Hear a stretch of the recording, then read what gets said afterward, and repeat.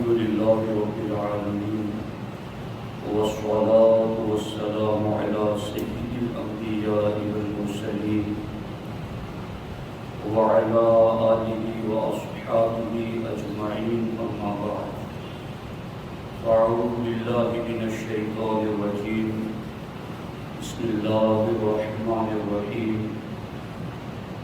وَلَقَدْ أَرْسَلْنَا رُسُلًا مِّن قَبْلِكَ وَجَعَلْنَا لَهُمْ أَزْوَاجًا وَذُرِّيَّةً صدق الله العلي العظيم وصدق رسوله النبي الكريم۔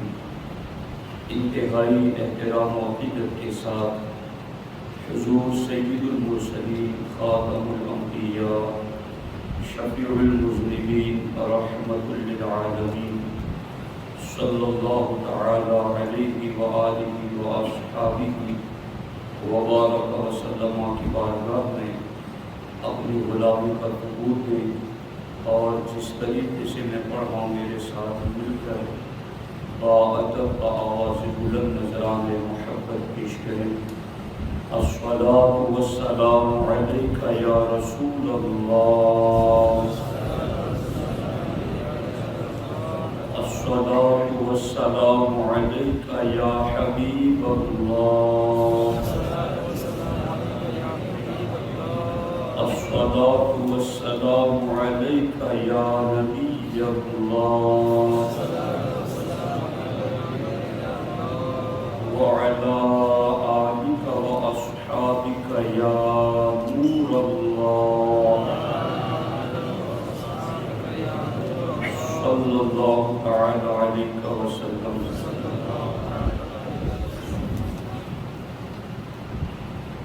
دوستان محترم،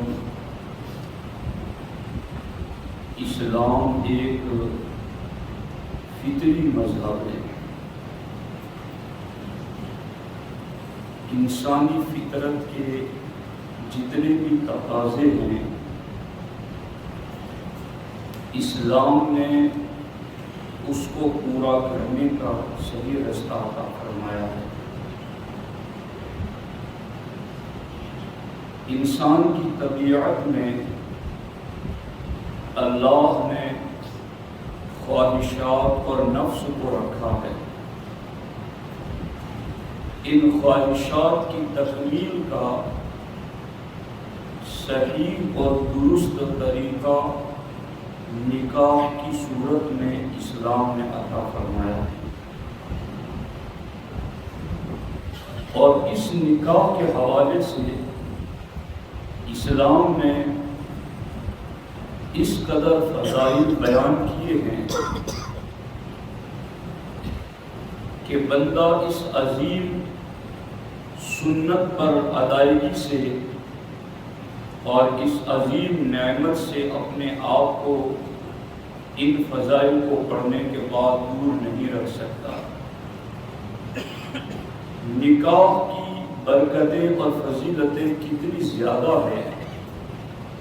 اللہ رب العزت نے قرآن مجید میں ارشاد فرمایا وَلَقَدْ أَرْسَلْنَا رُسُلًا مِّن قَبْلِكَ وَجَعَلْنَا لَهُمْ أَزْوَاجًا وَذُرِّيَّةً، اے ہمارے محبوب، ہم نے آپ سے پہلے جتنے بھی رسول بھیجے ہم نے ان سب کو بیویاں اور اولاد عطا فرمائی۔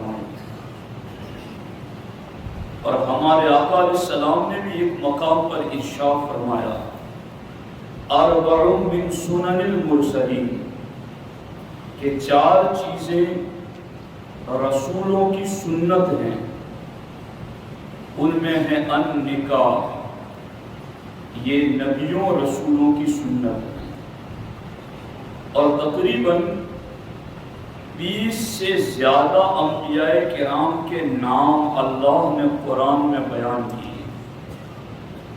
یوں تو انبیاء کرام کے بارے میں کم و بیش 1,24,000 کا ہم عقیدہ رکھتے ہیں، لیکن جتنوں کا اللہ نے قرآن میں نام ذکر فرمایا تو جن کے نام آئے ہیں امام غزالی رضی اللہ تعالی عنہ فرماتے ہیں ان سارے نبیوں نے شادیاں کی۔ تو شادی اور نکاح کرنا یہ قرآن اور سنت کی روشنی میں نبیوں رسولوں کی سنت ہے۔ یہاں تک کہ امام غزالی رضی اللہ تعالیٰ عنہ لکھتے ہیں کہ حضرت عیسیٰ علیہ السلام بغیر شادی زمین سے آسمان کی طرف اٹھا لیے گئے، مگر وہ جن کا نام قرآن میں آیا ہے تو وہ پھر قرب قیامت زمین پر آئیں گے، شادی کریں گے، ان کی اولاد ہوگی۔ تو پتہ چلا کہ جن کے بھی نام قرآن میں آئے ہیں ان سارے نبیوں نے نکاح فرمایا ہے۔ تو نکاح کیا مطلب، یہ بات میں جو بتا رہا ہوں اس کا مطلب ہی یہی ہے کہ یہ پاک نبیوں کا طریقہ ہے۔ اس میں اگر کوئی عیب ہوتا، اس میں کوئی خسارہ ہوتا، اس میں کوئی نقصان ہوتا، یا اس میں کوئی طہارت و پاکیزگی کے خلاف کوئی بات ہوتی تو نبی تھوڑی کرتے نکاح، مگر انبیاء کرام نے نکاح کیا۔ اور رب نے کہا محبوب آپ سے پہلے جتنے رسول بھیجے ہم نے انہیں بیویاں بھی دی اور اولاد بھی دی۔ یہاں تک کہ امام غزالی رضی اللہ تعالیٰ عنہ لکھتے ہیں کہ حضرت یحییٰ علیہ السلام کا ایک لقب قرآن میں ہے سیداً و حصوراً و نبیاً من الصالحین۔ وہ حصور تھے، اور حصور کا معنی ہے عورتوں میں دلچسپی نہ رکھنے والا، یہ اس کا معنی ہے۔ مگر اس کے باوجود حضرت یحییٰ علیہ السلام نے نکاح فرمایا۔ اگرچہ انہوں نے اپنی بیوی سے قربت نہیں کی لیکن انہوں نے نکاح فرمایا۔ اس کی وجہ بھی امام غزالی نے لکھی ہے، انما فعل ذلك لنیل الفضل واقامت السنہ۔ حضرت یحییٰ علیہ السلام نے جب دلچسپی نہیں تھی تو نکاح کیوں کیا، رغبت نہیں تھی تو نکاح کیوں کیا؟ انما فعل ذلك لنیل الفضل واقامت السنہ۔ آپ نے نکاح اس لیے کیا تاکہ نکاح کی فضیلتیں بھی ظاہر ہوں اور نبیوں کی سنت بھی قائم ہو جائے۔ یہ نبیوں کا طریقہ ہے، یہ فضیلت والی چیز ہے۔ اور میں آپ کو بتاؤں کہ ایک ایمان اور دین کے اعتبار سے آپ لوگ سوچیں تو اس زمین پر ہمارے پاس سب سے قیمتی نعمت اگر کوئی ہے تو وہ ہمارا ایمان ہے۔ اس سے قیمتی کوئی چیز نہیں ہے اس زمین۔ ایمان سب سے قیمتی نعمت ہے، اور ہمارے آقا علیہ الصلوۃ والسلام ارشاد فرماتے ہیں اذا تزوج العبد فقد استکمل نصف الایمان۔ ہمارے آقا علیہ السلام فرماتے ہیں جب بندہ نکاح کرتا ہے تو اس کا آدھا ایمان کمپلیٹ ہو جاتا ہے۔ فَلْيَتَّقِ اللَّهَ فِي النِّصْفِ الْبَاقِي۔ ہمارے آقا فرماتے ہیں اب وہ باقی آدھے ایمان کے بارے میں اللہ سے ڈرتا ہے۔ نکاح کیا تو اس کا آدھا دین آدھا ایمان مکمل ہو گیا۔ دوسری جگہ ہمارے نبی علیہ السلام نے فقد استکمل نصف الدین کے لفظ ذکر فرمائے کہ جس نے نکاح کیا اس کا آدھا دین مکمل ہو گیا۔ تو نکاح کا ایمان کے ساتھ کتنا گہرا تعلق ہے کہ نکاح کرتا ہے بندہ تو ایمان بھی کامل ہوتا ہے اور دین بھی کامل ہوتا ہے۔ اور اسی لیے ہمارے آقا علیہ الصلوۃ والسلام ارشاد فرماتے ہیں کہ جب مومن نکاح کرتا ہے تو شیطان چیختا ہے اور روتا ہے، اور شیطان کہتا ہے ہائے افسوس، آج اس مسلمان مرد اور عورت نے اپنا 2/3 ایمان میرے حملوں سے بچا لیا۔ 2/3 ایمان کس کو کہتے ہیں؟ یعنی آپ یوں سمجھے کہ کسی چیز کے 3 حصے کیے جائیں تو ان میں سے 2 حصوں کو 2/3 کہتے ہیں۔ تو ہمارے آقا علیہ السلام فرماتے ہیں جب مومن اور مومنہ نکاح کے رشتے میں بندھ جاتے ہیں تو شیطان کہتا ہے ہائے افسوس، اب ان کے 2/3 ایمان پر میرا حملہ نہیں ہو سکے گا، اب ان کا 2/3 ایمان میرے حملوں سے بچ گیا۔ یہ صرف نکاح کی برکت سے ایمان اتنا محفوظ ہو جاتا ہے۔ اور ہمارے آقا حضور سید المرسلین صلی اللہ تعالی علیہ وسلم نے ارشاد فرمایا کہ نکاح کے بعد اگر کوئی مومن اور مومنہ 1 رکعت نماز پڑھتے ہیں تو اللہ نکاح سے پہلے کی 70 رکعتوں کے برابر اجر و ثواب عطا فرماتا ہے۔ کس قدر زیادہ اسلام میں نکاح کی برکتیں ہیں، کس قدر زیادہ اس میں اجر و ثواب ہیں۔ تو اب آپ دیکھیں کہ نکاح کا جب اتنا زیادہ فضل و شرف ہے تو آج ہمارے ماحول میں بچے ہوں یا بچیاں ہوں، ان کی نکاح کی عمر بڑھتی چلی جاتی ہیں، مگر والدین ہیں کہ اپنی نیند ہی نہیں اڑاتے، اور وہ اس بات کی طرف توجہ ہی نہیں کرتے کہ ہمارے ذمے کچھ ہے جس کی ادائیگی کا وقت آ چکا ہے۔ اللہ کے رسول علیہ السلام نے تو یہاں تک فرمایا کہ 3 چیزوں میں تاخیر مت کرو۔ جب 5 وقت کی نماز کا وقت آ جائے تو تاخیر مت کرو، جنازہ آ جائے تو ادائیگی نماز جنازہ میں لیٹ مت کرو، اور جب لڑکی نکاح کی عمر کو پہنچ جائے تو لیٹ مت کرو۔ کس قدر زیادہ تاکیدی احکام ہیں۔ اب جس نکاح میں اتنی برکتیں ہیں، وہ نکاح کبھی فرض ہوتا ہے، کبھی واجب ہوتا ہے، کبھی سنت مؤکدہ ہوتا ہے، اور کبھی وہ نکاح مکروہ بھی ہیں، کبھی حرام بھی ہیں۔ میں آپ کو اس کی صورتیں بتاتا جا رہا ہوں، اور پھر آپ بھی اس حوالے سے تھوڑا غور کیجیے کہ آخر جن بچوں اور بچیوں کی ذمہ داری ہمارے کندھوں پر ہے وہ ان صورتوں میں سے کس صورت میں آتے ہیں، اور پھر اس کی تیاری کرو۔ حضور صدر الشریعہ علیہ رحمہ بار شریف میں لکھتے ہیں اعتدال کی حالت میں، یعنی نہ شہوت کا بہت زیادہ غلبہ ہو اور نہ ہی آدمی نامرد ہو، یعنی شہوت کا بہت زیادہ غلبہ نہیں اور وہ حقوق زوجیت ادا کرنے کی طاقت بھی رکھتا ہے، اور وہ بیوی کو مہر دینے کی اور بیوی کا خرچہ پانی اٹھانے کی طاقت بھی رکھتا ہے، تو ایسی صورت میں نکاح کرنا سنت مؤکدہ ہے۔ یعنی یہ جو کبھی کبھی ہم لوگ اچھی سوچ ہے کہ اتنی دھیان دیتے ہیں کہ ظہر کی 4 رکعت پہلے کی نہیں چھوٹنی چاہیے، سنت مؤکدہ ہے، بعد والی 2 نہیں چھوٹنی چاہیے، سنت مؤکدہ، اگر لیٹ آیا اور جماعت میں شریک ہو گیا تو بعد میں بھی وہ 4 مؤکدہ پڑھ لیتا ہے، مطلب مؤکدہ ہے، تو یہ بھی تو مؤکدہ ہے، اس کی طرف کون توجہ دے گا؟ اور اس کی طرف توجہ نہ دینے کی وجہ سے تمہیں پتا نہیں ہے کہ کتنے گناہوں کے دروازے کھل رہے ہیں۔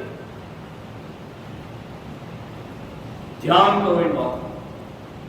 اب دیکھو یہاں پر کہ اعتدال کی حالت یعنی نارمل حالت کہ بہت زیادہ شہوت کا غلبہ نہیں ہے اور آدمی نامرد بھی نہیں ہے اور بیوی کو مہر دینے کی طاقت بھی ہے، خرچہ پانی دینے کی طاقت بھی ہے، تو اب یہ چیز کس کے پاس نہیں ہے؟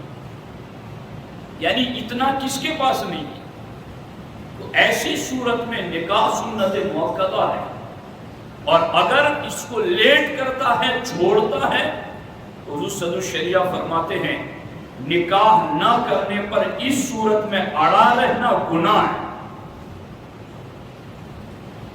اور اگر حرام سے بچنے اور سنت نبوی پر عمل کی نیت سے نکاح ہو اور نیک اولاد حاصل کرنا مقصود ہو تو ایسا نکاح کرنے سے اجر و ثواب بھی ملتا ہے۔ یہ پہلی صورت ہے جس میں سنت مؤکدہ کہا گیا۔ دوسری صورت شہوت کا غلبہ ہے کیسا کہ اگر نکاح نہیں کرے گا تو معاذ اللہ اندیشہ ہے کہ زنا میں مبتلا ہو جائے گا، اور بیوی کو مہر دینے کی بھی طاقت ہے، خرچہ پانی اٹھانے کی بھی طاقت ہے، تو ایسی صورت میں نکاح کرنا واجب ہے۔ ایسی صورت میں نکاح کرنا واجب ہے۔ اسی طرح سے جبکہ اجنبی عورت کی طرف نگاہ اٹھنے سے روک نہیں سکتا اپنے آپ کو، یعنی اب اس کا نفس مائل ہو رہا ہے اس چیز کی طرف، اور وہ اپنی نگاہوں پر کنٹرول نہیں کر پاتا اجنبی عورتوں کو دیکھنے کی طرف، یا معاذ اللہ کسی غلط کام سے اپنی شہوت پوری کرتا ہے، تو ان ساری صورتوں میں نکاح کرنا واجب ہے۔ نہیں کرے گا تو ترک واجب کا گنہگار ہے، وہ واجب چھوڑ رہا ہے۔ اور تیسری صورت یہ یقین ہے کہ نکاح نہ کرنے سے زنا میں پڑ ہی جائے گا، تو فرض ہے اس پر نکاح کرنا، وہ نکاح کرے، اس پر فرض ہے۔ اللہ اکبر۔ اب سوچئے، فرض ہے، واجب ہے اور سنت موقدہ ہے، یعنی نارمل حالت میں بھی سنت موقدہ تو کم از کم ہے، تو موقدہ ہونا بھی کوئی کم بات ہے کہ موقدہ کو چھوڑ دیا جائے، جبکہ آج تو واجب اور فرض کی منزل میں ہے، اور اس کو لیٹ کیا جاتا ہے، تاخیر کی جاتی ہے، ابھی ہاتھ پاؤں پہ کھڑا نہیں ہوا، ابھی یہ نہیں ہوا، ہزاروں قسم کے ہیلے حوالے، اس پر میں انشاءاللہ ڈسکس کروں گا اگلے جمعہ میں۔ مگر یہ تین چیزیں آپ سمجھ لیں کہ سنت موقدہ نکاح کب ہے، واجب کب ہے، اور پھر فرض کب ہے۔ ہاں، اور اگر یہ اندیشہ ہے کہ نکاح کرے گا تو بیوی کا خرچہ پانی نہ اٹھا سکے گا، یا جو ضروری باتیں ہیں اس کو پورا نہ کر سکے گا، تو ایسی صورت میں نکاح کرنا مکروہ ہے، نہ کرے۔ اگر وہ خرچہ پانی نہیں اٹھا سکے گا، اس کے حقوق ادا نہیں کر سکے گا، تو نکاح کرنا مکروہ ہے۔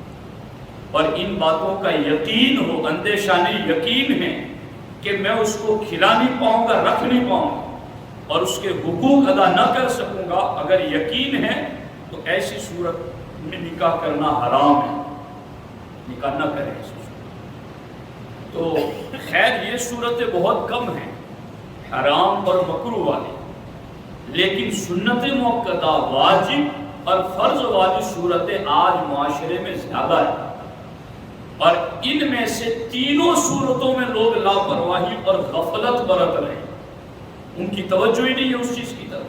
25، 30، 35 سال کی عمر ہو گئی بچیوں کی عمر 25 سال تک ہو گئی، اور اس حوالے سے کوئی بیداری نہیں ہے، تو ساتھیوں ایسا نہ کریں، یہ گناہ ہے، کم از کم سنت موقدہ کو ترک کیا جا رہا۔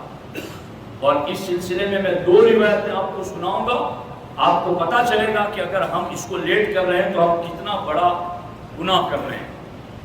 اس سلسلے میں اللہ اکبر، اللہ اکبر، اللہ، سیدنا عبداللہ ابن مسعود رضی اللہ عنہ ایک روایت کے مطابق 6 نمبر پر کلمہ پڑھ کے مسلمان ہونے والے سے ہے، یعنی سابقون الاولون، اول اسلام لانے والے، جن کی قرآن میں جدا ہی شان بیان کی گئی، یعنی جب اسلام لانا ہتھیلی پر سر رکھنے کے برابر تھا، ایک کی کلمہ پڑھا تو مرنے کے لیے تیار، ایسی پوزیشن میں انہوں نے کلمہ پڑھا۔ نکاح کے بارے میں وہ کیا کہتے ہیں؟ فرماتے ہیں کہ اگر میری عمر میں سے صرف 10 دن باقی رہتے ہوں تو میں یہ پسند کروں گا کہ میری شادی ہو جائے، کیونکہ میں غیر شادی شدہ حالت میں اپنے رب سے ملاقات کرنا پسند نہیں کرتا۔ اور اس پر درجے کتنے بلند ہوتے ہیں؟ حضرت بشر حافی کو کسی نے خواب میں دیکھ کر پوچھا کہ بشر حافی، اللہ نے آپ کے ساتھ کیا معاملہ فرمایا؟ کہا اللہ تعالیٰ نے مجھے بخش دیا، اور اللہ نے جنت میں مجھے 70 یعنی 70 درجوں بلند کر دیا۔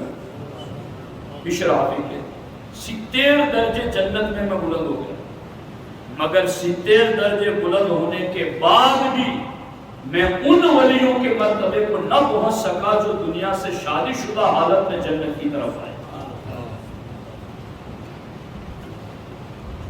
تو نکاح کا تعلق ایمان سے ہے، نکاح کا تعلق دین سے ہے، نکاح کا تعلق شیطان کے حملوں سے بچنے سے، نکاح کا تعلق جنت میں درجات بلند ہونے سے، اور اس نکاح کو چھوڑا جا رہا ہے. اسی لیے امام اعظم ابو حنیفہ رضی اللہ تعالیٰ عنہ فرماتے ہیں کہ ایک آدمی ایسا ہے جو نکاح نہیں کرتا، دن کو روزہ رکھتا ہے اور رات کو عبادتیں کرتا ہے، اور دوسری طرف ایک بندہ وہ ہے جو عبادت معمول کی کرتا ہے مگر اس نے نکاح کر لیا ہے. تو امام اعظم ابو حنیفہ فرماتے ہیں وہ نکاح کیا ہوا بندہ اللہ کی بارگاہ میں اس سے افضل ہے.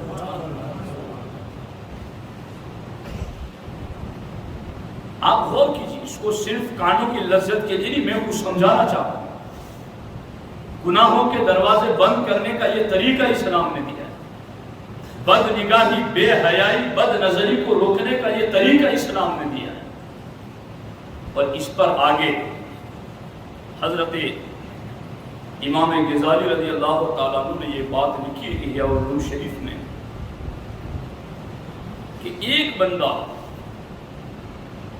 بہت نیک پرہیزگار تھا اور وہ نیکی میں اتنا مشغول رہتا کہ جب اس سے نکاح کی پیشکش کی جاتی تو وہ انکار کر دیتا کہ میں نے نکاح نہیں کرنا ہے. توجہ رکھنا، یہ نکاح کو رد کرتا تھا کہ نکاح نہیں کرنا، اس لیے نہیں کہ اس کو گناہ پسند تھا، اسے زنا پسند، اسے بدکاری اور بد نظری پسند تھی. نہیں، وہ نیکیوں میں اتنا ڈیپ مشغول ہو چکا تھا، اس لیے اس کی نکاح کی طرف توجہ نہیں جاتی. تو وہ اتنی نیکیاں کرتا، نکاح کی جب پیشکش کوئی کی جاتی تو وہ اس کو مسترد کر دیتا. لیکن کچھ دنوں کے بعد جب وہ خواب سے بیدار ہوا تو اس نے لوگوں سے کہا زوجونی، میری شادی کرا دو، میرا نکاح کرا. لوگوں نے کہا کہ تم تو لوگوں کے کہنے پر انکار کرتے تھے اور آج تم نے خود ہی سامنے سے کہا کہ میرا نکاح کراؤ، کیا بات ہے؟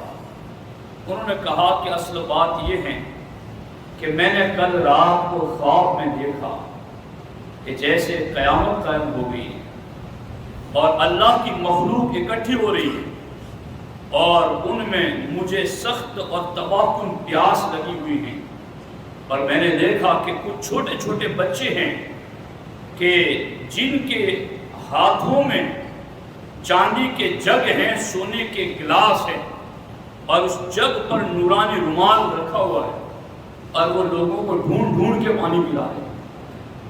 اس نے کہا کہ میں بھی ان کے پاس گیا کہ مجھے بھی پلاؤ، سب کو پلا رہے ہو.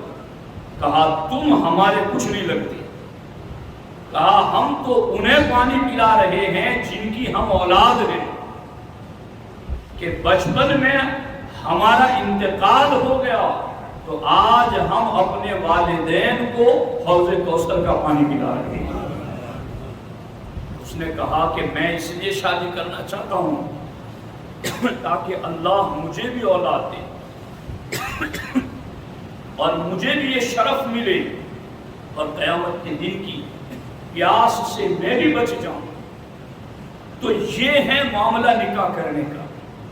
نکاح ہوگا تو اولاد ہوگی. صرف نکاح دنیا کے لیے نہیں ہے، نکاح جنت کے لیے بھی ہے، نکاح ایمان کے لیے بھی ہے، نکاح دین کے لیے بھی ہے، نکاح شیطانی حملوں سے اپنے آپ کو بچانے کے لیے بھی ہے. اور اس سلسلے میں یہ روایت بڑی سخت ہے. حضرت امام غزالی رضی اللہ تعالیٰ عنہ فرماتے ہیں کہ ایک عابد شادی شدہ تھا اور اپنی بیوی کے ساتھ اچھا سلوک کرتا تھا. جب اس کی بیوی کا انتقال ہو گیا تو لوگوں نے اس سے کہا کہ اب تم دوسرا نکاح کر لو، دوسری شادی کر لو. اس نے کہا نہیں، اب مجھے دوسری شادی نہیں کرنی، بس میں تنہائی میں سکون سے عبادت کرتا ہوں تو مجھے عبادت کرنے دی جائے. پھر ایک مرتبہ اس نے بھی لوگوں سے کہا کہ میرا اب نکاح کرا. اس سے پوچھا گیا آپ اب کیوں ایسا کہہ رہے ہیں؟ کہا کل رات خواب میں نے دیکھا کہ آسمان کے دروازے کھلے ہوئے ہیں اور کچھ لوگ آسمانوں سے اتر رہے ہیں زمین کی طرف اور ہوا میں تیر رہے ہیں اور جب ان اترنے والوں میں سے کوئی بھی میرے پاس سے گزرتا تو دوسرے سے کہتا یہی ہے منحوس، تو وہ کہتا ہاں یہی ہے منحوس۔ پھر دوسرا گروہ اترتا آسمان سے، میرے قریب سے گزرتا تو دوسرے سے پوچھتا اسی کو منحوس کہتے؟ کہا ہاں یہی منحوس ہے۔ وہ عابد کہتا رہا کہ میں پوچھنے کی ہمت نہ کر سکا کہ میں ان سے پوچھوں کہ تم مجھے منحوس کیوں کہہ رہے ہو۔ بالآخر جب آخری بندہ میرے قریب سے گزرا اور اس نے بھی مجھے منحوس کہا تو میں نے ہمت کر کے اس سے پوچھ ہی لیا کہ تم مجھے منحوس کیوں کہہ رہے ہو؟ تو انہوں نے کہا کہ ہم تمہارے اعمال مجاہدین کے اعمال کے ساتھ اللہ کی بارگاہ میں پیش کرتے تھے، مگر جب سے تم نے نکاح سے منہ پھیر لیا ہے تو تمہارے عمل بھی پھر منہ پھیرنے والوں کے ساتھ لے جائے جاتے ہیں، نافرمانوں کے ساتھ تمہارے عمل لے جائے جاتے ہیں۔ اس لیے یاد رکھو، نکاح یہ انسانی فطرت کا تقاضا ہے، اور اس فطری عمل کو بجا لانے کے لیے اسلام نے کتنے زیادہ اجر و ثواب دیے ہیں، اور اس کے نہ کرنے پر وعیدیں ہیں۔ تو اب جس کے اوپر نکاح سنت موقدہ ہیں کہ اعتدال کی حالت نارمل حالت ہے، شہوت کا بہت زیادہ غلبہ نہیں ہے، وہ بیوی کو خرچہ پانی بھی دے سکتا ہے، مہر بھی دے سکتا ہے، تو اس پر نکاح کرنا سنت موقدہ ہے۔ اور جس کو اندیشہ ہے کہ نکاح نہیں کرے گا تو زنا میں پڑ جائے گا، اس کے لیے نکاح کرنا واجب ہے۔ اور جس کو یقین ہے کہ زنا میں پڑ ہی جاؤں گا، نکاح نہیں کروں گا، اس کے لیے فرض ہے نکاح کرنا۔ تو اس لیے ساتھی، چونکہ یہ شادیوں کا سیزن چل رہا ہے اور اس وقت ہماری توجہ ان تعلیمات کی طرف بھی ضرور ہونی چاہیے، تاکہ ہم ان چیزوں کو محسوس کر کے آگے لوگوں کے لیے نیکیوں کے دروازے بھی کھولیں اور گناہ کے دروازے بند کر سکیں۔ انشاءاللہ اس پر مزید تفصیلی گفتگو جو ہے آئندہ جمعہ پر ضرور اللہ کریم کی بارگاہ میں دعا کرتے ہیں ہمیں ان فرامین رسول علیہ السلام پر عمل کی توفیق عطا فرمائے۔ السلام علیکم ورحمۃ اللہ۔